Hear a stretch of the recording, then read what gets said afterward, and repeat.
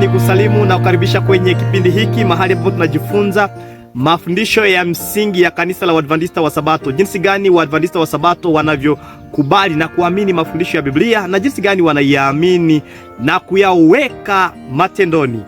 Hivi basi leo tunakuwa kwenye somo la 14 na kichwa kinachosema l'unité du corps du Christ.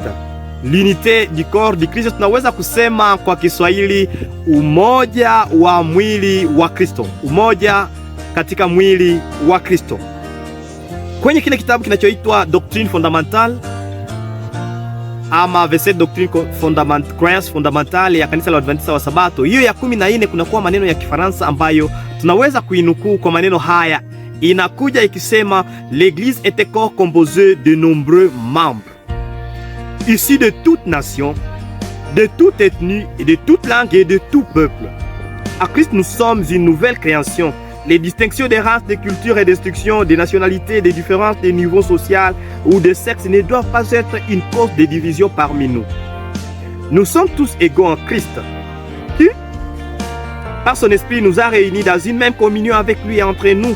Aussi devons nous servir et être servis sans parti pris ni arrière-pensée. Grâce à la révélation de Jésus-Christ dans les Écritures, nous partageons la même foi et la même espérance à vie de rendre et témoignages unanimes devant tous les hommes. Cette unité trouve sa source dans l'unité de Christ, de Dieu, Trinitaire qui nous a adoptés comme ses enfants.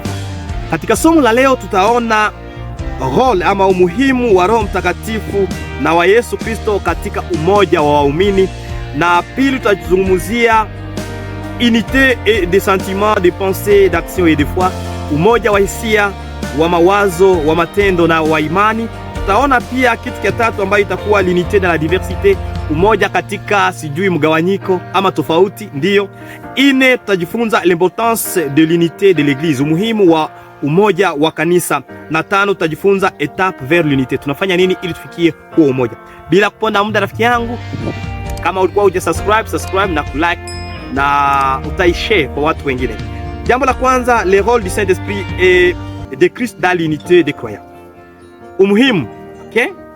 Ama kazi ya Roho Mtakatifu na ya Yesu Kristo katika umoja wa waumini.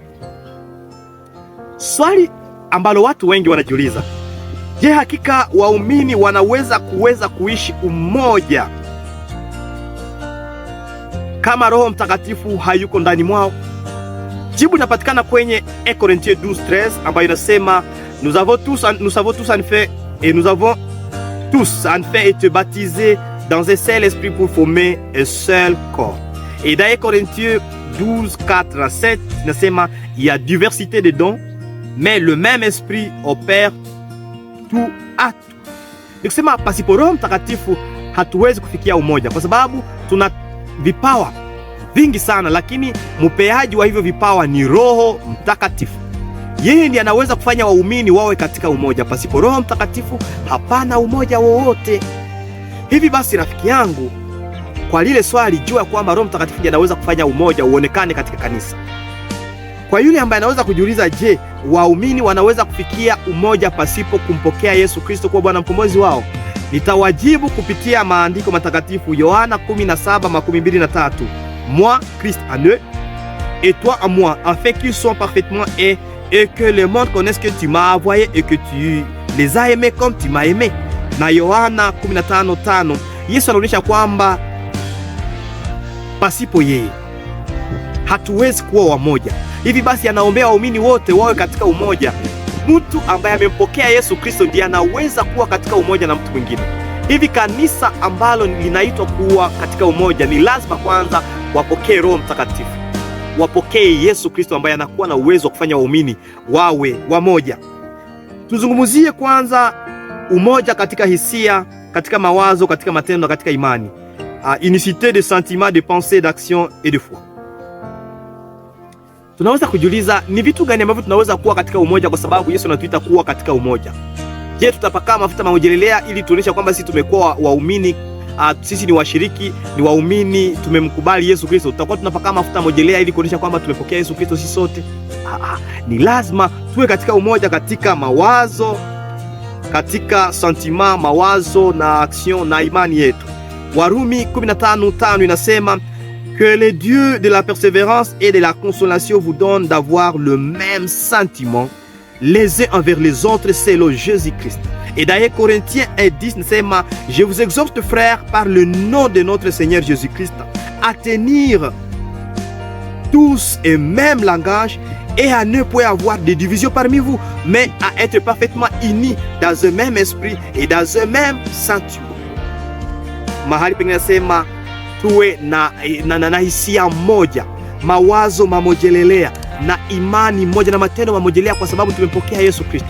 Hivi kanisa la Yesu Kristo ni kanisa ambalo halipingani, watu ambao wanawaza, wanapangilia mamoja, wanatenda mamoja, kwa sababu Yesu ametuita kuwa viungo vya mwili wake.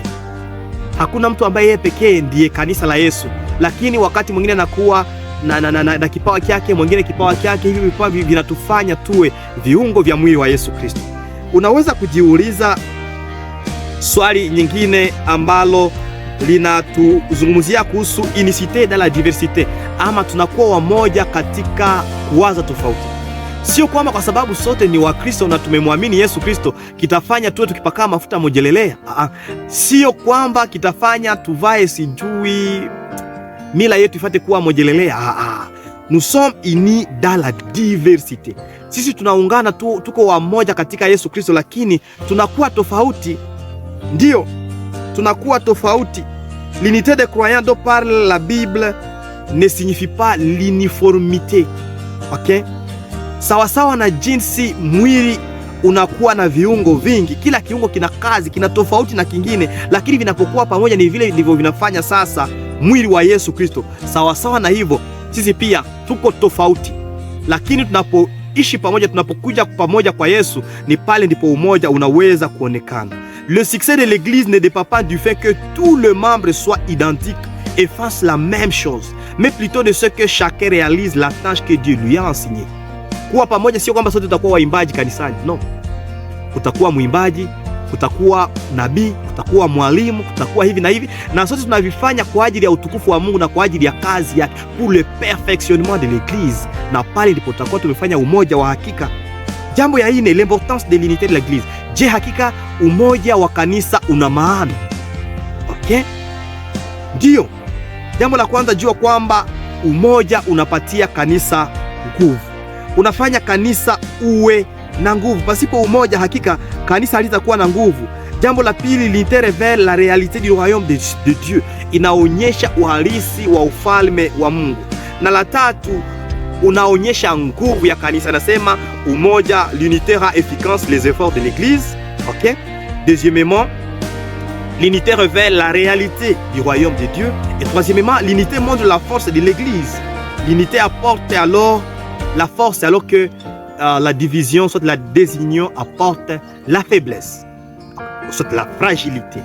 Okay, jambo la mwisho, étape vers l'unité. Tufanye nini ili tupate kufikia umoja ulio halisi? Ni swali muhimu. Watu wengi wanakusudia kufikia umoja lakini hawajaufikia. Lakini nakutolea mbinu tofauti ambazo ukizingatia unaweza kufikia umoja katika kanisa lako ambao mnakuwa waumini katika kanisa la Yesu Kristo. Jambo la kwanza, il faut expérimenter cette unité d'abord dans les foyers. Huo umoja uanzie nyumbani, katika majamaa. Mtu ambaye haiko katika umoja na watu wa jamaa lake hataweza kuwa katika umoja na watu wengine kanisani. Hiyo ni jambo la kwanza. Jambo la pili, il faut avoir l'unité comme objectif à poursuivre. Fanya umoja kuwa lengo lako. Huo ukiombea umoja na kutumika ili kwamba umoja upate kuwezekana. Jambo la tatu, nous devons travailler ensemble dans une même direction. Ikusema tutumike katika malengo mamojelelea. Jambo la ine, nous devons développer une perspective globale. Okay? L'église locale doit éviter donc l'isolement et prendre garde à ne pas poursuivre les intérêts nationaux particuliers qui peuvent compromettre son action unie et mondiale. Okay?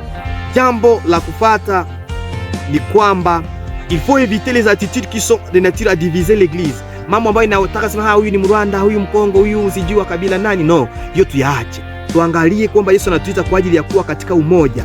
Jean 4:9 nasema l'amour de Dieu a été manifesté envers nous, à ce que Dieu a envoyé son Fils unique dans le monde afin que nous vivions par lui. Et cet amour consiste non point en ce que nous avons aimé Dieu, mais en ce qu'il nous a aimés et a envoyé son Fils comme victime expiatoire pour nos péchés. Bien-aimés, si Dieu nous a ainsi aimés, nous devons aussi nous aimer les uns les autres. Lazima tupendane sisi kwa sisi. Nous ne devrions pas accorder le respect particulier à certains membres de l'église plus qu'à d'autres. Okay? Tusiseme huyu tutamtumainia ama tutampatia heshima ama tutampenda kuliko wengine. Kanisani sisi ni wamoja. Sisi ni wamoja katika Yesu Kristo. Sisi ni viungo tofauti vya mwili wa Yesu Kristo. Yesu, tunapokuwa pamoja tunafanya mwili wa Yesu Kristo. Je, rafiki yangu, ni maamuzi yako kuwa miongoni mwa viungo vya mwili wa Yesu Kristo? Na ikiwa ndio, tujinyenyekeze kwa maombi ili kwamba tulete umoja kanisani na tuwe miongoni mwa vile viungo vya mwili wa Yesu Kristo. Asante Yesu Kristo kwa somo lako la leo linalotuonyesha kwamba sisi ni viungo vya mwili wako na lazima tuwe katika umoja. Nisaidie niwe mtu wa kuleta umoja mahali ambapo panakuwa mgawanyiko. Niwe miongoni mwa viungo vya mwili wako ambao ni kanisa lako la kweli. Bariki mtazamaji anapoamua hivyo kuwa mtu wa kuleta umoja katika jina la Yesu Kristo. Mungu akubariki.